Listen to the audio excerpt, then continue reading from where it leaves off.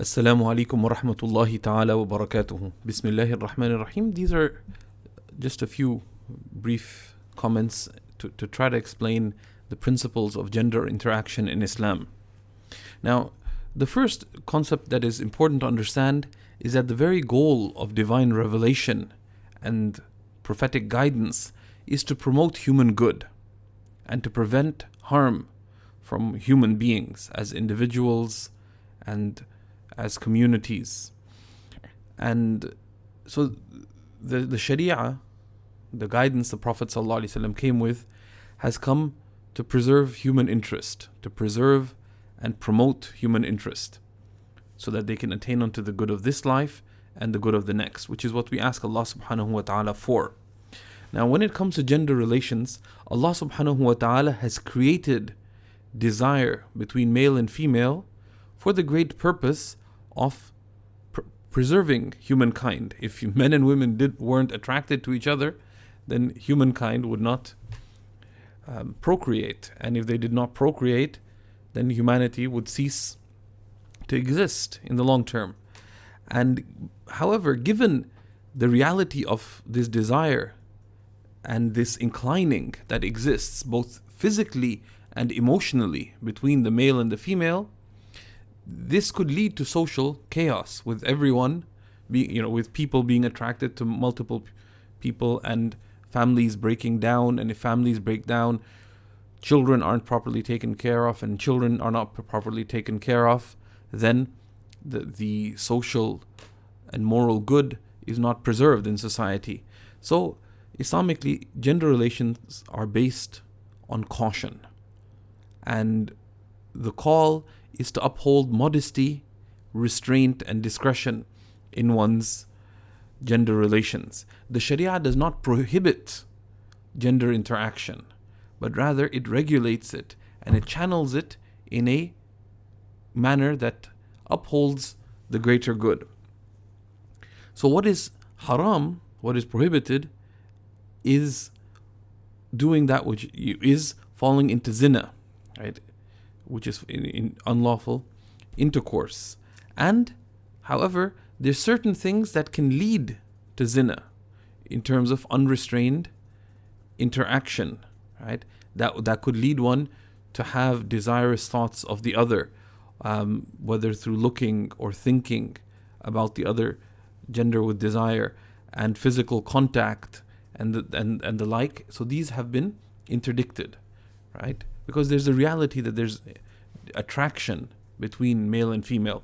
So the sunnah is that when it comes to interaction, when there's need or benefit, one can interact. When there's need or benefit for there to be interaction with someone of the opposite sex, that one can interact. However, one should strive to limit that interaction to the extent of the need or benefit. With that, what the sunnah is to uphold modesty, shyness, diffidence, and dignity in one's words, actions, and also, to be careful, in one's motives, in one's interaction. And one should exercise caution, right? Caution.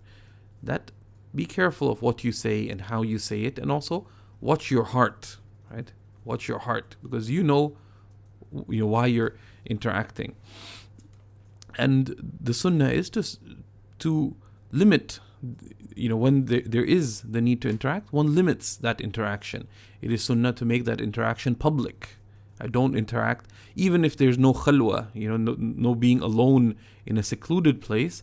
However, avoid interaction that is just one-on-one, whether it be through social media or chatting and the like. It's best, especially when it's live, right? One limits that to the extent of the need or benefit, and watch your heart in that. Ask, be honest with yourself. Like, why am I interacting? Like, is this for the sake of Allah? Is this for some benefit? Or is this because I kind of like him? Or, let's see where this is going, kind of thing. Avoid those things. It's also a reality that, a lot of the, something that we don't pay attention to from the sunnah of the Prophet ﷺ, that the Prophet ﷺ told us that it is disliked to engage in unnecessary conversation at night. After Maghrib, especially after Isha, right? It's disliked to engage in unnecessary conversation unless there's a particular benefit. You have a guest over, you're having a meeting, etc. But particularly individual social conversation is to be avoided. And just in dealing with cases where people fell into inappropriate interaction, a lot of it happens at night. So avoid it. Right? Avoid it. And you have to busy yourself with beneficial things, right? If you busy yourself with the good and you have concerns of seeking the good, whether personal good or, you're involved in, wholesome activities and so on. And in those situations, occasions of interaction and stuff naturally arise, and that's fine. And in one's interactions, upholding the sunnahs of courtesy and natural concern for others is fine. However, just stay away from unnecessary interaction in which there's no benefit or good being sought therein. So this is a positive way of upholding modesty and restraint in one's interaction. So whenever there's a benefit, go ahead, and interact, but to the extent of the benefit or need. With that, uphold the sunnahs of making one's words and one's actions and one's motives wholesome, and also observe sunnah such as lowering your gaze. And in our times, lowering your gaze is not just in person. You see the person, you don't look at, you may greet the person, right? Assalamu alaikum, one smiles, but avoid unnecessarily, giving the, looking at the other person. You acknowledge, of course, that they're there, so when you're talking to them, you look towards them, etc.